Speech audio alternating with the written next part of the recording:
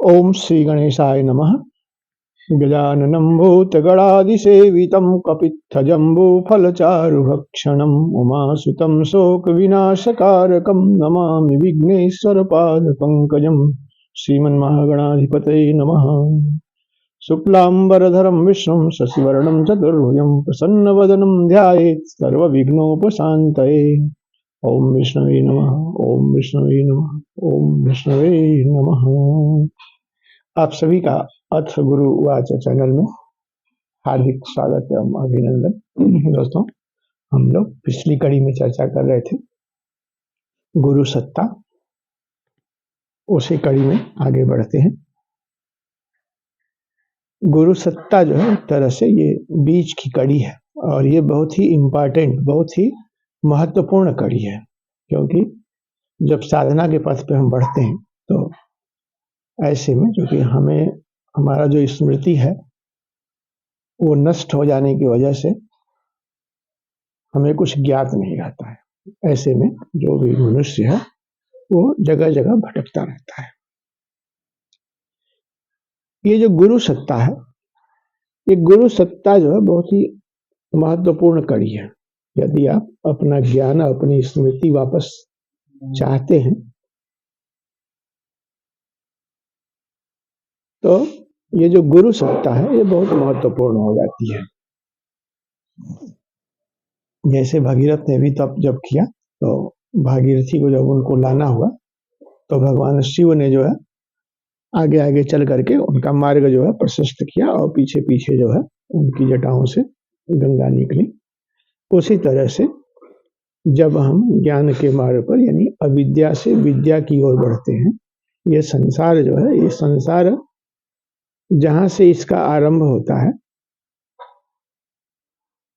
तो अविद्या का साम्राज्य जो है आ जाता है, किंतु वो जो मूल जो ब्रह्म और संसार के बीच में जो गैप है, जो स्पेस है, उसमें गुरु की सत्ता है। गुरु जो है वही गुरु जो है अपना ये कार्यभार संभालते हैं पूरे उसके नियंत्रण का। यानी ये जो सत्ता है, जो गुरु सत्ता है, वो नियंत्रक सत्ता है। वो जो शक्ति है, जो पराशक्ति है, जो हम लोग के उसमें हम लोग के समझ से परे है, वो परासत्ता जो है जब सृष्टिगत होती है तो वो सृष्टोन्मुख जब होती है तो वो अपना सब कुछ जो है वो गुरु के उसमें उसका नियंत्रण होता है। यानी कहने का मतलब ये है कि विद्या और अविद्या के बीच में एक मंडल है जिसे हम गुरु मंडल या गुरु सत्ता व गुरुपद के नाम से जानते हैं। यदि आप चाहते हैं कि कम संघर्ष में, कम समय में, ज्यादा मेहनत न करके और एकदम सटीक और सही मार्ग की जानकारी आपको मिल जाए तो उसके लिए आपको सबसे अच्छा, सबसे आसान और सबसे जो सुलभ है वो गुरु सत्ता है। वैसे भी गुरु सत्ता का दायित्व ही है कि वो जो ब्रह्म है, जो ब्रह्म का जो पद है, वो उसकी ओर उसका मार्गदर्शन करे और उसके ज्ञान का जो अवलोकन करे। यानी ये जो गुरु सत्ता है ये उसका अधिकार क्षेत्र है। ये जो गुरु सत्ता है वो या जो गुरु मंडल है वो परमानेंट है और वो बीच की कड़ी का काम करता है। यानी जब ज्ञान का जो किरण है जब फूटता है तो वो सृष्टि के उसमें सही ढंग से उसका वो हो सके, तो उसके लिए गुरु मंडल जो है वो बहुत प्रभावी रहता है। इसमें गुरुओं की जो एक लंबी श्रृंखला है। तो यदि हम आप चाहते हैं, जैसा कि अभी हमने कहा विष्णवे नमः, ओम विष्णवे नमः, ओम विष्णवे नमः, यानी वो जो ब्रह्म है उसको नमस्कार है और ब्रह्म का जो अंश है जिससे ये समस्त सृष्टि सत्ता का निर्माण हुआ है उसको नमस्कार है। और जो तीसरी बार कहते हैं विष्णवे नमः, तो वो जो अंश है उसमें उस सत्ता को हम प्रणाम करते हैं जो कि ब्रह्म के उसमें हमारे अंदर विद्यमान है। तो ये मतलब होता है जो हम 3 बार स्मरण करते हैं विष्णु सत्ता का। यही ज्ञान का जो है वो मुख्य वो है। और ये जो विष्णु की सत्ता है, जब ये सृष्टि उन्मुख होती है तो बीच में जो उसका जो किरण, जो ज्ञान का जो पुंज, जहां पे सृष्टि आरंभ से पहले की जो प्लानिंग है, उसमें गुरु मंडल, गुरु का आभा मंडल होता है। तो ज्ञान प्राप्ति का सबसे अच्छा और सबसे श्रेष्ठ मार्ग है कि आप जो है गुरु मंडल या गुरु सत्ता की ओर उन्मुख हो, और फिर वो जो गुरु हैं वो आपको उस पद से, उस पद का जो ज्ञान है या उस पद पे ज्ञान के माध्यम से आपको प्रतिष्ठित करते हैं। जैसा कि वर्णन में आता है, कांतम त्रिनेत्रम विधुकांति शुभ्रम संविभ्रतम दोष्क शुभैः चतुर्भिः मुक्ताक्षमालां कलशं सुधाया श्रीज्ञान मुद्रामपि पुस्तकं च दिव्यांबरं चन्दनगन्धलेपैः समुज्ज्वलांगं मणिरत्नकैः च वीरासनस्थं च शशाङ्कचूडं श्रीदक्षिणामूर्तिगुरुं स्मरामि। होत्रागृहविष्यहोत्री होमादि सर्वाकृतिभासमान यद्ब्रह्म तद्बोध वितारणीभ्यां नमो नमः श्री गुरु पादुकाभ्यां। ये गुरु सत्ता का अधिकार क्षेत्र है कि जहां जहां भी विष्णु का अंश है, क्योंकि जब विष्णु का अंश जो है उस पे जब ये बिल्डिंग ब्लॉक्स बने, जब सृष्टि का उस पर सृजन हुआ, तो आधार जो है वही विष्णु का अंश बने। जो तेजोमय जो उनका रूप था, जो उनका पुंज था, एक पुंज, उसी से अलग अलग पुंजों से अलग अलग जो है वो स्वरूपस्थ हो गए, क्योंकि हर स्वरूप के अंदर जब प्रकाश या गति होता है तो स्वरूप के अनुसार जो है उसका स्वभाव और गुण जो है वो बदल जाता है।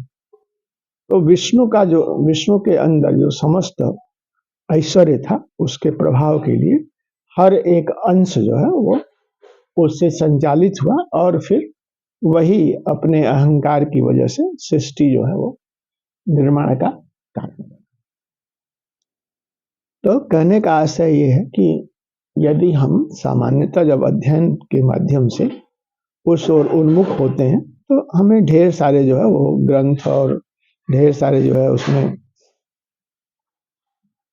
पुराण भी हैं, स्मृतियां भी हैं, उपनिषद भी हैं, ढेर सारे भाष्य हैं, और उससे भी बड़ी मुसीबत तब आ जाती है जबकि ढेर सारे वाद और ढेर सारे पंथ हो जाते हैं। तो हम समझ नहीं पाते हैं कि हम किस पंथ और किस मार्ग को जो है चुने और उससे आगे बढ़ें। तो ये जो पंथ हैं या ये जो अलग अलग उसके रास्ते हैं, जो भाष्य हैं, वो भी हमें हमारे उलझन का एक कारण बन जाते हैं। ऐसे में सबसे सुंदर और सबसे सुलभ मार्ग यही है। इसीलिए हर जगह ये विष्णु के 3 स्वरूपों का वर्णन मिलता है। और यदि गुरु सत्ता को आप प्रसन्न करना चाहते हैं तो आपको अपने भाव में, अपने विचार में बस इतना ही ख्याल रखना है कि उस विष्णु की जो सत्ता है उसका अपमान ना हो, क्योंकि वो विभु है, व्यापक है। तो जो दृष्टिकोण है, जो दृष्टि है, जो विचार है, उसमें वो विभुता का होना आवश्यक है। बस यदि आप एक संकल्प का पालन करते हैं तो फिर वो सत्ता जो है वो स्वयं वो सारे पद का जो है वो भास आपको कराती चली जाती है, और बड़े आराम से आपका जो जीवन है वो सुख, शांति और आनंद से परिपूर्ण होकर के समस्त ऐश्वर्य से युक्त होते हुए अंत में वो विष्णु पद को प्राप्त हो जाता है। क्योंकि जो तरंग, जो उल्लास जहां से निकलता है वो जा करके वहीं पे विलीन हो जाता है। इसलिए क्योंकि समस्त सत्ता जो है वो विष्णु की है, विष्णु का पद है, और वही अंश जो है लेकर के सभी जो जीव हैं या जितने भी आकार हैं उनमें भी विष्णु का ही अंश है। तो यदि आपको प्रसन्न करना है, आगे बढ़ना है, तो उसके लिए अपने जीवन को देखना और उसे सही दिशा देना, ये बहुत ही आवश्यक है। जैसे आजकल वर्तमान समय में यदि हम देखते हैं एक आम आदमी का जीवन, तो उसमें वो शिक्षा से प्रारंभ होता है, पढ़ाई से अक्षर ज्ञान, और उसके बाद फिर वो व्यावसायिक ज्ञान की तरफ बढ़ता है, और व्यावसायिक ज्ञान के बाद फिर वो नौकरी की ओर बढ़ता है, और नौकरी के बाद अपना वो घर परिवार और फिर उसके उसमें लग जाता है। बस यही उसका जीवन जो है सिमट जाता है, और इसी में उलझा हुआ अंत में जो है उसकी लीला जो है वो समाप्त हो जाती है। यानी उसके अंदर जो विष्णु का स्वरूप है, जो विष्णु की सत्ता है, और जिस सत्ता ने उसको जीवंत बनाया, उसके लिए उसके पास समय नहीं रहता। वो तमाम पहचान को धारण करता है नौकरी पाने के बाद, किंतु वो उस सत्ता का जो है विस्मरण कर देता है, और वही जो विस्मृति है वही उसको नाना झंझटों से, नाना उसमें उसको नाना उससे उलझाव का जो है कारण बनता है, और फिर परेशान होकर के, उलझ करके वो अपना जीवन जो है वो उसको कोप का भाजन बना लेता है। क्योंकि जो सत्ता है, यदि आप उस हिसाब से अपना जीवन नहीं जीते हैं, तो आपको दैहिक, दैविक और भौतिक, हमारे यहाँ 3 तरह के तापों का उल्लेख है। तो जब आप विष्णु की सत्ता को नहीं समझते हैं और अपने जीवन को विष्णुमय नहीं बनाते हैं, तो ये सब तमाम परेशानियां वहीं से उत्पन्न होती हैं। आज भी संसार में जो तमाम अलग अलग हमें विरोधाभास देखने को मिलता है, उसके पीछे कहीं ना कहीं यदि हम ध्यान से देखें तो गुरु सत्ता को न समझ पाना है। क्योंकि गुरु सत्ता ही एक तरह से हमारे जीवन का वो भाग है जो कि हमारे जीवन के भूत, भविष्य और वर्तमान, वो तीनों को हमें बताती है। वो किस तरह से? जब हम सांस लेते हैं तो क्या है, वो हमारा पालन करती है। यानी विष्णु का जो अंश है वो हमेशा जागरूक रहे, उसके अंदर चेतना का संचार होता रहे। तो इसके लिए हम सांस अंदर लेते हैं, तो उस समय जो है उसको जीवंतता मिलती है कि हमारे परिता जो है हमारी सत्ता है। तो उसी के आस में कि एक न एक दिन हम ये कवच का भेदन कर पाएंगे और उससे मिल पाएंगे।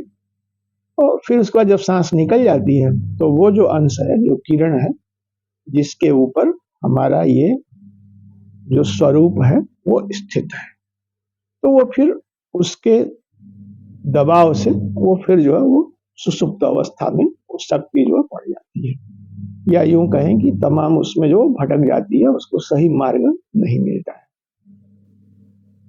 तो जब हम सांस लेते हैं, सांस छोड़ते हैं, और बीच का काल, यानी जब वो चेतना हमारे अंदर रहती है, तो जो प्रथम अवस्था है, जब हम सांस लेते हैं तो हमारा भूत जो है हमारे अंदर प्रवेश करता है। यानी जब हम उस विभु सत्ता में थे, उसका जो भाव है वो हमारे अंदर, वही हमारे अंदर चेतना का संचार करता है। और फिर संचार करने के बाद जब वो निकल जाता है, तो जो जीव है, जो उस चेतना से, या आत्मा है जो उस चेतना से अंदर उसको आस जगती है, तो उसके निकलते ही फिर वो निष्प्राण हो जाता है, और यही क्रम चलता रहता है।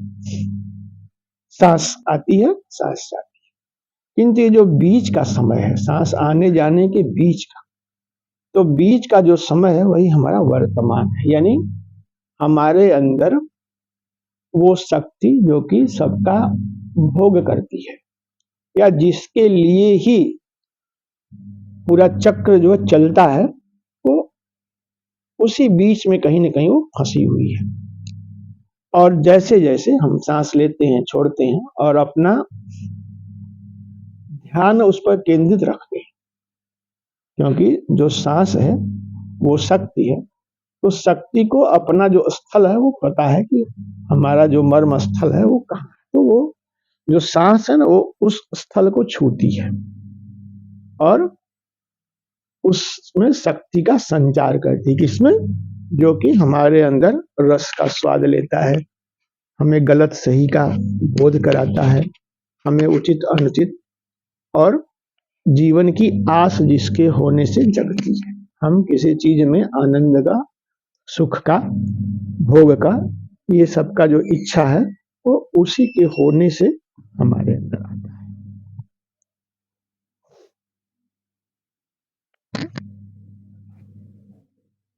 यही जो है, यही हमारे उसका मूल जो है वो भोगता है। यानी सांस लेने और छोड़ने के जो बीच का जो समय है, यदि आप उसमें अपना ध्यान, क्योंकि हम लोग के पास क्या है, शरीर तो इतनी लंबी चौड़ी है, सारे तंत्र जो है संचालित होते हैं, चलते हैं, सब अपना अपना काम करते हैं, और सब किसकी वजह से? ध्यान या मन के उससे। सबका जो माध्यम है वो मन है। यानी हम किसी चीज को पकड़ना चाहते हैं, समझना चाहते हैं, तो हमको किसका प्रयोग करना है? मन का प्रयोग करना है। क्योंकि शरीर जो है उसका कोई मतलब नहीं, हाँ साधन है, यंत्र है, उसमें हम उस चीज को अनुभव कर सकते हैं, उसको व्यक्त रूप में देख सकते हैं। तो जिस तरह से हम लोग सामान्य मशीन बनाते हैं, वैसे ही ये ईश्वर द्वारा रचित ये शरीर जो है हमारा यंत्र है। किस चीज का यंत्र है? उस सूक्ष्म शक्ति को बिना किसी उसके अपने मन के माध्यम से देखने का। यानी जो दर्शन है वो आपको मन से ही प्राप्त होता है। यदि आप सोचते हैं कि मन कहीं और रहे और दर्शन हो जाए, तो ऐसा हो नहीं सकता। इसीलिए जब आप उसमें देखते हैं कि भगवान किसी को भी दर्शन देते हैं, तो जिसको दर्शन देते हैं उसी को दिखता है। जैसे संजय को उन्होंने दिव्य दृष्टि दिया, तो भले ही धृतराष्ट्र जो वहीं बैठे थे, किंतु धृतराष्ट्र को कुछ नहीं दिखा। जो दृष्टि थी वो संजय के पास थी, और उनके दिव्य नेत्र जो है वो काम कर रहे थे, वो सारी चीजों का वर्णन कर रहे थे, और धृतराष्ट्र जो है उसको उसका श्रवण कर रहे थे। तो जो सब कुछ को जानने का, समझने का जो माध्यम है वो क्या है? मन है।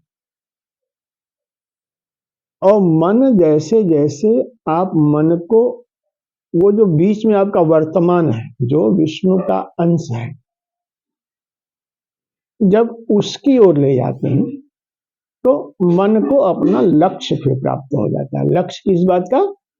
जीवन जीने का। क्योंकि वो जो शक्ति है जिसके लिए, जिसके परितः सभी चीजें घूमती रहती हैं, दरअसल वही सबका भोगता है। हमारे शरीर में जो अंदर बैठा है, जो रस का स्वाद करता है, जो रस का भोग करता है, जो सारे अपना निर्णय देता है, तो सबका जो लक्ष्य है वही है, और उसके अंदर वही हमारी कारण शरीर है। तो जैसे जैसे हम मन को कारण तक ले जाते हैं, तो हमारे मन में फिर कारण का जो है वो पटाक्षेप होता है।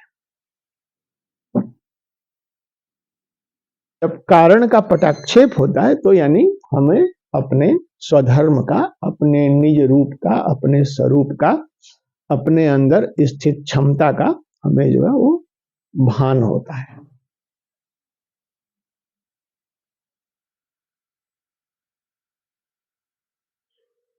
और भान होने के पश्चात यहीं से जो है वो जीवन शुभारंभ होता है। यानी जो 25 वर्ष, अगर हम पुराने पद्धति से देखें हम लोग का, तो जो 25-25-25 का जो काल था, तो उसमें जो प्रथम 25 का था, जो गुरुकुल का काल था, उसमें वर्तमान शिक्षा पद्धति की जगह हमारे अंदर जो जो मुख्य शक्ति छिपी हुई है, वो उसका दर्शन था। उसी को हम लोग कहते थे धर्म का तत्व, यानी तत्व विवेचन और तत्व की समझ। तो 25 वर्ष जो साधना का काल था, वो उस तत्व को जानने का, समझने का, तत्व का क्या धर्म है, और उसके अनुरूप उसका दर्शन करने के पश्चात जीवन जो है वो जीवन में उसको अपने आचरण में, व्यवहार में, समाज में उसको प्रसारित करने का फिर अगला 25 वर्ष, यानी उसी से हमारा धनोपार्जन भी होता है। इसीलिए हम कहते हैं कि जो विष्णु सत्ता है वही बाद में जाकर के किसमें कन्वर्ट रहती है? लक्ष्मी। जब हम उसका व्यवहारिक उपयोग करते हैं तो वही क्या है, फिर वही हमारे अर्थोपार्जन का जो है वो साधन बन जाता है। यानी यदि आप सही ढंग से अपने जीवन में आगे बढ़ रहे हैं तो सारी चीजों का, सारी समस्या का एक मुश्त जो है वो एक ही जगह से आपको समाधान मिलता है। समस्त उसमें जो है वो बांट बांट के जो देखने की आदत है, तो एक तरह से सही चीज का दर्शन जो है वो समझने में वो भी जो है बहुत बाधक हो जाता है।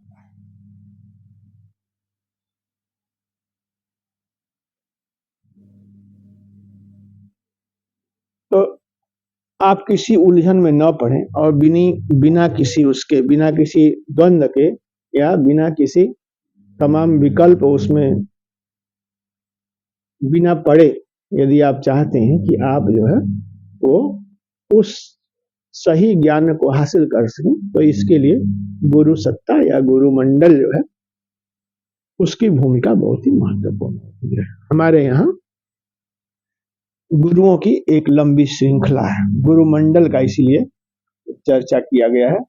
आइए हम लोग जो है वो देखते हैं कि हमारे यहाँ ऋषियों ने, महर्षियों ने गुरु मंडल की आभा का जो है किस तरह से वर्णन किया है और उससे क्या क्या फायदे होते हैं। तो इसमें गुरु की वंदना करते हुए गुरु मंडल की आभा का जो पूरा जिक्र है कुछ इस तरह से है। बंदूक पुष्पारुण दिव्य रूपम समस्त सिद्धि प्रदनाम चक्रम कोणत्रयैक विनिर्मितं च स्मरामि नादात्मक चित् स्वरूपम तस्य त्रिकोणस्य च पूर्वरेखा पूर्वे त्रिरेखा ननु चिन्तनीया तासु स्थितिः सा तासु श्री गुरु संततीता स्वकल्प मार्गेण सदा स्मरामि दिव्यौग सिद्धौग सुमानवौगान् रेखाद्यगान् नौमि गुरून् च सर्वान् रेखा द्वितीय स्थिति सुप्रसिद्धान् गुरून् च सर्वान् स्वगुरुक्रमेण शान्तान् दुर्नेत्रान् स्फटिकावशुभ्रान् सशक्तिकान् नौमि वराभयाढ्यान् शान्तं त्रिनेत्रं विधुकान्तिशुभ्रं संविभ्रतं दोष्कशुभैः चतुर्भैः मुक्ताक्षमालां कलशं सुधाया श्रीज्ञानमुद्रामपि पुस्तकं च विद्याम्बरं चन्दनगन्धलेपैः समुज्ज्वलाङ्गं मणिरत्नकैः च वीरासनस्थं सुशशाङ्कचूडं श्रीदक्षिणामूर्तिगुरुं स्मरामि सङ्गौ त्रिकोणाद्विरङ्गदेभ्य खडङ्गपूर्वाहिवत्यभिख्या रक्ता समुद्राङ्कितपाणिपद्मा प्रत्येककोणयुगलं स्मरामि एतत्त्रिकोणाद्विरग्रकोणे नित्या कलां तां हितुतिः स्वरूपां दक्षे कलां सप्तदशीं च वामे हृष्टादशीं तां सकला सुरम्या सिन्दूरवर्णाधितचन्द्रचूडा प्रोत्फुल्लरक्ताब्जदलत्रिनेत्रा पाशं सिणिः चापसरान्दधाना नित्या कलाता सततं स्मरामि विचिन्त्य भागं च चतुष्कमत्र तस्मिन् स्थितां जिह्मणबाणशक्तिं सम्मोहिनीं चापशरीरशक्तिं श्रीपाशशक्तिं वशकारिणीं च तां स्तम्भनाख्यां शनिशक्तिमन्या एता चतुष्कायुधशक्तिनाम्नः सर्वास्मिता स्वायुतमस्तकास्ता वराभ्याढ्याः अरुणा स्मरामि अनलमय सुचक्रे कामगिर्यालयाख्ये स्वरमय शुभचक्रमस्य भागे निःसृणां जगति शुभनाथां जीवजाग्रद्दशाया शिखिशशिरविनेत्रां जातमित्रेशनाथां कुसुमसरसुविद्या वर्णमालेक्षुचापान् रुचिरभुजचतुष्कैः बिभ्रतीं ब्रह्मशक्तिं ससधरवलाङ्गीं शुभ्रवस्त्रादिभूषां युवतिमतिरहस्यां नौमि कामेश्वरीं तां षष्ठी सनाथात्मक दिव्य रूपाम पूर्वोक्त चक्रस्य च दक्ष भागे सूर्यात्म चक्रे किल सन्निविष्टाम जालंधरे स्वप्न दशाधिनाथाम विष्णुआत्म शक्तिं घन नील वर्णाम वराभ्याड्याम सरचापहस्ताम रक्तांबरा चंद्रधरां त्रिनेत्रां वज्रेश्वरीं तां मनसा स्मरामि। पूर्वोक्त सिद्धि दश चक्र सुचक्रवाम भागे पूर्वोक्त सिद्धि दश चक्रवाम भागे सोमात्म पूर्ण गिरिपीठ सुसंस्थितां च रुद्रात्मिकां किल सुषुप्ति दशाधनाथां उड्डीसनाथमयसातिरहस्य शक्तिं शुभ्राननां ससधराङ्कितमस्तकाढ्यां मुक्तासिपाशश्रेणिपुस्तकपाणिपद्मां रक्ताम्बराभरणभूषितरम्यदेहां जो संस्मरामि मनसा भगमालिनीं ताम् इच्छा सिद्धि सुशाक्त दर्शन महावीजाख्यमुद्रायुतां श्रीनादा विधि सिद्धि तिरुचुरे चक्रे स्थितां नायिकां चंद्रार्धांकित दिव्य रत्न मुकुटां बालार्क कोटि प्रभां वंदे श्री त्रिपुरांबिकां अभयदां विद्यावरवस्त्रकरां। दोस्तों, ये वर्णन हम आपको सुना रहे थे गुरुमंडल का। हमारी जो शरीर है, जो सूक्ष्म शरीर है, उसके अंदर ये गुरुमंडल स्थित है। क्यों स्थित है गुरुमंडल, ये बताने की आवश्यकता नहीं है। हाँ, ये जो है ध्यान पूर्वक इसको जागृत करने की और इसमें स्थित होने की आवश्यकता है, क्योंकि ये तर्क का भी विषय नहीं है। यदि आप अपना कदम आगे बढ़ाते हैं तो ये जो सत्ता है, ये स्वयं जो है वो अपने आप को प्रकाशित करने में समर्थ सत्ता है, और समस्त सृष्टि संसार जो है उसकी कल्पना और फिर उसके बाद की स्थिति, दोनों ही जो है इसी गुरु के कृपा से ही वो सब कुछ का विस्तार होता है। फिर गुरु स्वयं कृपा करते हुए, ताकि किसी को कोई दिक्कत ना हो, तो उस दिव्य स्वरूप का वर्णन करने के लिए, उस दिव्य ज्ञान का निरंतर संचार करने के लिए इस संसार में भी जो है वो स्थित हो जाते हैं।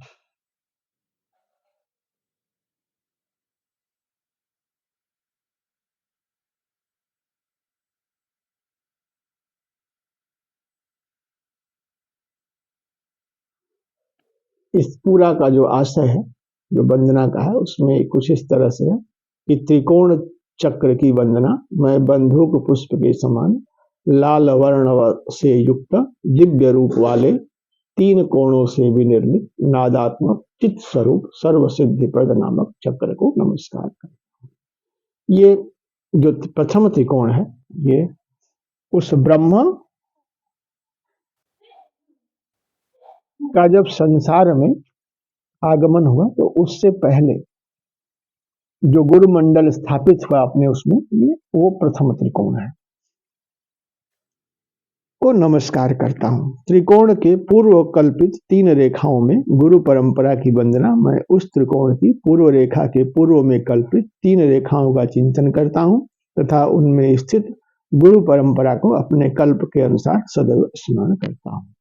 जो प्रथम रेखा है, 3 रेखा में से जो प्रथम रेखा है, उसमें दिव्यौघ, सिद्धौघ तथा सुमानवौघान गुरुओं की वंदना में प्रथम रेखा में स्थित दिव्यौघ, सिद्धौघ तथा सुमानवौघ सभी गुरुजनों को नमस्कार करता हूं। जो द्वितीय रेखा है, उसमें कौन कौन है, तो उसमें स्थित अपने श्री गुरु यानी दीक्षा गुरु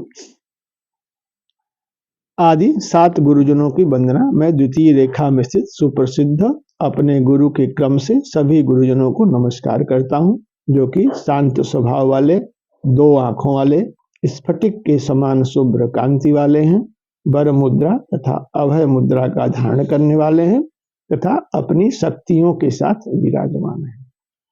तृतीय रेखा में स्थित श्री दक्षिणामूर्ति गुरु की वंदना मैं शांत रूप वाले, 3 आंखों वाले, चंद्रमा के समान शुभ्र कांति वाले, 4 शुभ भुजाओं से मोती की माला, अमृत का कलश, ज्ञान मुद्रा तथा पुस्तक धारण करने वाले, दिव्य वस्त्रों से युक्त चंदन गंध के लेप से तथा मणि रत्नों से उज्जवल अंगों वाले वीरासन पर बैठे हुए मस्तक पर चंद्रमा का धारण करने वाले श्री दक्षिणामूर्ति गुरु का स्मरण करता हूँ।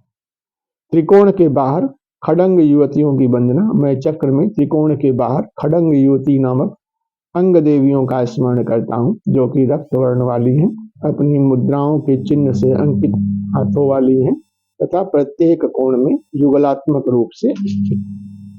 त्रिकोण के बाहर षोडशी तिथि आदि 3 नित्य कलाओं की वंदना। मैं इस त्रिकोण के बाहर अग्र कोण में तिथि स्वरूप उस नित्या कला का दक्ष में सप्तदशी तथा वाम में अष्टादशी का निरंतर स्मरण करता हूँ, जो कि सभी मन का रमण कराने वाली हैं, सिंदूर वर्ण वाली हैं, मस्तक पर चंद्रमा धारण करने वाली हैं, विकसित लाल कमल के विचित्र समान 3 आंखों वाली हैं तथा पास अंकुश धनुष और बाण का धारण करने वाली नित्य कलाएं हैं। त्रिकोण के कल्पित 4 भागों में स्थित 4 आयुध शक्तियों की वंदना। मैं यहाँ पर 4 भागों की कल्पना करके उनमें स्थित जिम्भण करने वाले बाण शक्ति, सम्मोहन करने वाली चाप शक्ति, वशीकरण करने वाली पाश शक्ति तथा स्तंभन नामक अंकुश शक्ति का स्मरण करता हूँ, जो कि 4 आयुध शक्ति कहलाती है। सभी विकसित मुख से युक्त अनगणित मुख वाले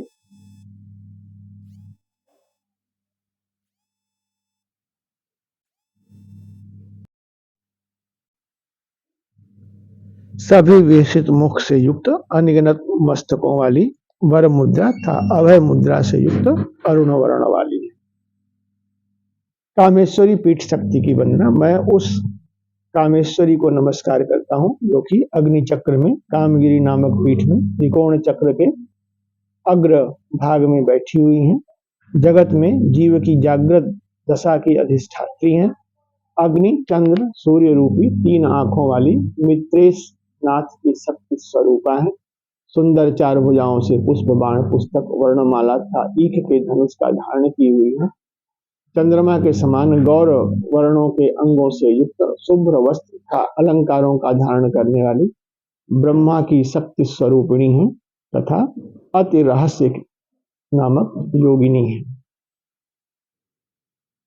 अगले उसमें वंदना है पीठ शक्ति की, वज्रेश्वरी पीठ शक्ति की। इसमें कहते हैं कि मैं उस वज्रेश्वरी का हृदय से स्मरण करता हूँ, जो कि पहले बताए गए त्रिकोण चक्र के दक्ष भाग में सूर्य चक्र में जालंधर नामक पीठ में बैठी हुई है।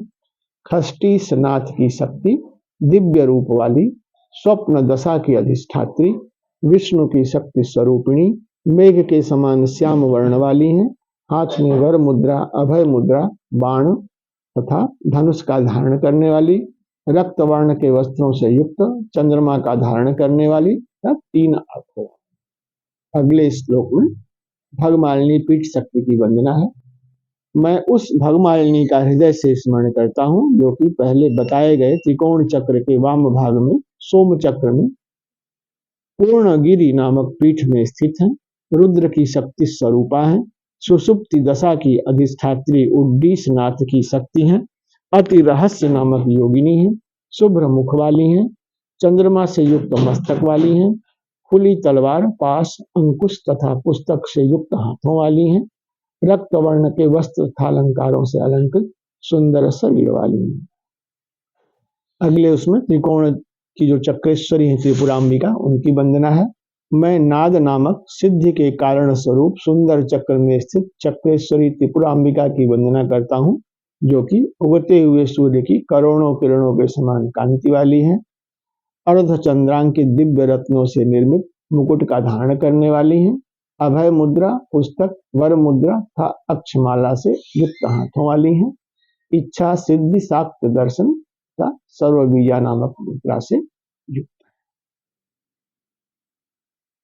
ये वर्णन हो गया गुरुमंडल का, और फिर अगली कड़ी में हम लोग फिर चर्चा को आगे बढ़ाएंगे। तब तक के लिए आप सभी से मैं विदा लेता हूँ। नमस्कार। सभी का दिन मंगलमय हो।